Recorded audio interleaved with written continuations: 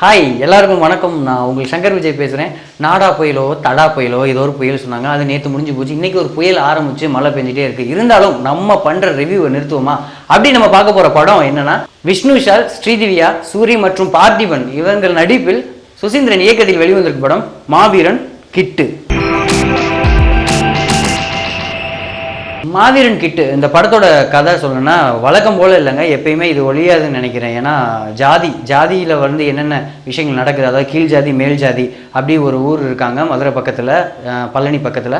அவங்களுக்குள்ள பல இடைஞ்சல்கள் வருது. அதாவது மேல் ஜாதி வந்து கீழ் ஜாதி எங்கள் தெருவில் வரக்கூடாது, இந்த மாதிரி எக்கச்சக்கமான விஷயங்கள்லாம் வருது. அதெல்லாம் கீழ் ஜாதியில் இருந்து அவங்கள எதிர்த்து போராடி அவங்களோட ஜெயிச்சாங்களா அப்படிங்கிறது தான் இந்த படத்தோட கதை.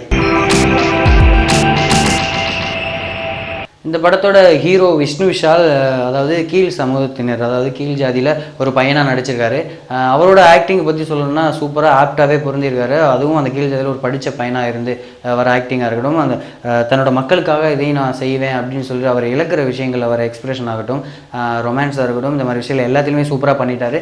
அந்த படத்தில் ஹீரோயின், அதாவது அவங்க மேல் ஜாதியில் ஒரு பொண்ணாக நடிச்சிருப்பாங்க. இருந்தாலும் வந்து அவங்களோட அந்த க்யூட்டான அழகான அப்படியே செம ஆக்டிங்லாம் அதில் காமிச்சிருக்காங்க.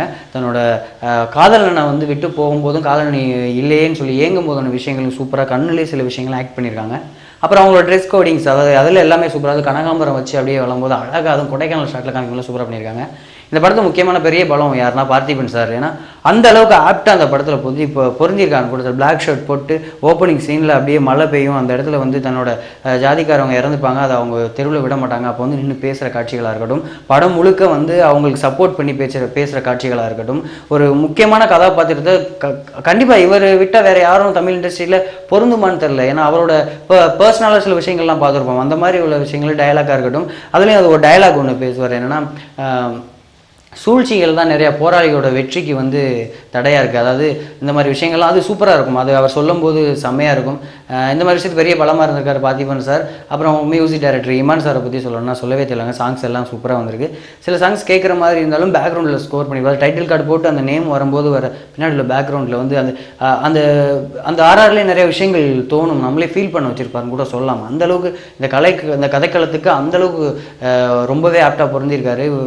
சூப்பர், பெரிய பெரிய ஹேட்ஸ் ஆஃப் இமான் சாருக்கு. அப்புறம் கேமராமேன் அழகாக சூப்பராக காமிச்சிருப்பாரு. அதுவும் எம்ஜிஆர் காலத்தில் உள்ள அந்த டைமில் உள்ள சுச்சுவேஷன் காமிக்கும் போதும் சூப்பராக இருக்கும். அதே நேரத்தில் வந்து கொடைக்கானலில் அழகாக சூப்பராக காமிச்சிருப்பாரு. அந்த உள்ள கொடைக்கானல் உள்ள ஃபைட் சீன், அந்த ஓப்பனிங் ஷாட், அதை சொல்ல மாதிரி பார்த்திபன் சார் வர அந்த பில்டப் ஷாட், பில்டப்னு சொல்ல முடியாது, அது அவ்வளோ பயங்கரமாக இருக்கும். அந்த பார்த்திபன் சார் மேக்கப் இல்லாமல் காமிச்ச விஷயங்கள் எல்லாரையுமே அவர் லைவ்லியாக சூப்பராக நம்மளை வந்து உள்ளே உட்கார வச்சிருப்பாருங்க கூட சொல்லலாம். எடிட்டர் மற்றபடி எல்லா டெக்னீஷியனையும் சுசீந்திரன் சார் வேலை பார்த்துருக்காரு. சுசீந்திரன் சார் பற்றி சொல்லணும்னா இந்த படத்தில் வந்து இந்த கதைக்களத்துக்கே பெரிய ஹேட்ஸ் ஆஃப். ஏன்னா எம்ஜிஆர் காலத்தில் நடந்த ஒரு விஷயம், அவர் இறக்கும்போது உள்ள ஜாதி, இன்னமும் அந்த ஜாதியை பற்றி சொல்கிறமேங்கிற ஒரு ஏக்கத்தை வந்து ஒரு வள்ளியாகவும் ஒரு தமிழனாகவும் பெருமைப்படுற விஷயமாவே சொல்லியிருக்காரு.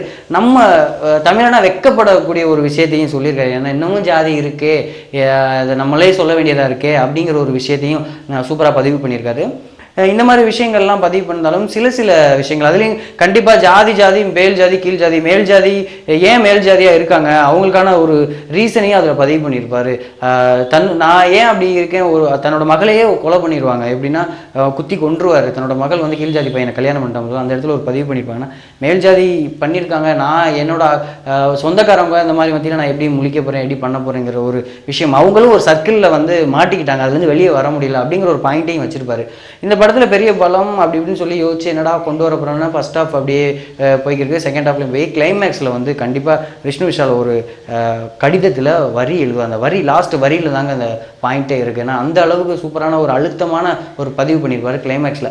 மற்றபடி இதெல்லாம் ஓகே. சின்ன விஷயங்கள் நம்மளுக்கு குறைவாக இருந்துச்சு. என்னென்னா விஷ்ணு விஷால் ஹீரோன்னு பார்த்தோன்னு வந்து விக்கு அவர் பக்கத்தில் உள்ள ஃப்ரெண்ட்லாம் ஒரிஜினல் முடி வச்சுருக்காரு, விக்கு வச்சு அது வந்து பார்க்குறதுக்கு நிறைய இடத்துல வந்து நிறைய சொதப்பல்கள். அது அப்புறம் வந்து பார்த்திபன் சாருக்குள்ள சில ஷார்ட்ல வந்து விக்கு அந்த இந்த மாதிரி இருக்கும். அப்புறம் செகண்ட் ஹாஃப்ல வந்து ஃபர்ஸ்ட் ஹாஃப் வந்து ஸ்லோலியாக போது எல்லாரும் காமிச்சாங்க. செகண்ட் ஹாஃப்ல என்ன நிறைய படத்தில் பார்த்துட்டோம் இந்த மாதிரி ஜாதிகள், சரி ஓகே அதை காமிச்சிட்டீங்க, செகண்ட் ஹாஃப்ல என்ன பண்ண போறீங்கிறது சொல்லும்போது அதுக்கான அழுத்தமான பதிவுன்னு ஒன்று இல்லைன்னு நினைக்கிறேன். தேவையில்லாத சாங்ஸ் இடையில செகண்ட் ஹாஃப்ல இந்த மாதிரி விஷயங்கள்லாம் கொஞ்சம் கம்மி பண்ணியிருந்தா இன்னும் பெரிய லெவலுக்கு இருந்திருக்கும் இந்த மாவீரன் கிட்டு.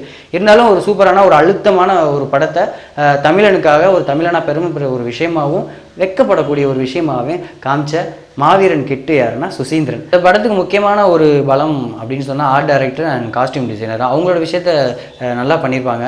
ஆர்ட் டைரக்டர் வந்து அந்த எம்ஜிஆர் காலத்தில் அவர் இறந்த காலத்தில் இறக்கும்போது உள்ள சீன்ஸ், அப்போ அந்த பள்ளிக்கூடங்களாக இருக்கட்டும், பஸ்ஸாக இருக்கட்டும், அந்த வீடு, அந்த உள்ள பழக்க, அதெல்லாம் சின்ன சின்ன விஷயங்கள் கூட அவ்வளோ கரன்சியாக இருக்கட்டும், சின்ன சின்ன விஷயங்கள் அவ்வளோ ஆக்டாக சூப்பராக பண்ணி கொடுத்துருப்பாங்க. அதே மாதிரி செகண்ட் ஹாஃப்லேயும் உள்ள சில விஷயங்கள்லாம் நல்லாயிருக்கும். பெரிய பலமாக அமைஞ்சிருக்காது. அதுக்கப்புறம் காஸ்டியூம் டிசைனரும் அதுக்கு ஏற்ற மாதிரி நல்லா சூப்பராக பண்ணி கொடுத்துருக்காங்க. இப்போ என்னோட ரிவ்யூ பார்த்தீங்க, இப்போ மக்களோட ரிவ்யூ எப்படி இருக்குன்னு நீங்கள் பார்க்க போகிறீங்க. நல்லா இருக்கு, ரொம்ப நல்லா இருக்கு. படம் நைஸ், வெரி நைஸ், சூப்பராக இருக்கு சார். சூப்பராக இருந்துச்சு, தெளிவான படம், சூப்பராக இருந்துச்சு, சூப்பராக இருக்கணும், நல்லா இருக்குப்பா, படம் நல்லா இருக்கு, மக்களுக்கு புரியுற மாதிரி எடுத்துருக்காங்க. என்னோட ரிவ்யூ மட்டும் இல்லாமல் தமிழ் சினிமாவில் கரண்ட் நியூஸ் எல்லாமே நீங்கள் தெரிஞ்சுக்கணும்னா கூகுளில் kalakalcinema.com மற்றும் ஃபேஸ்புக், ட்விட்டர் எல்லாத்துலேயுமே ஃபாலோ பண்ணலாங்க. அப்படியே ஃபேஸ்புக்லேயும் ட்விட்டர்லேயும் என்னையும் ஃபாலோ பண்ணுங்கள். அதுவரையும் உங்களிடம் இருந்து விடைபெறுவது உங்கள் சங்கர் விஜய்.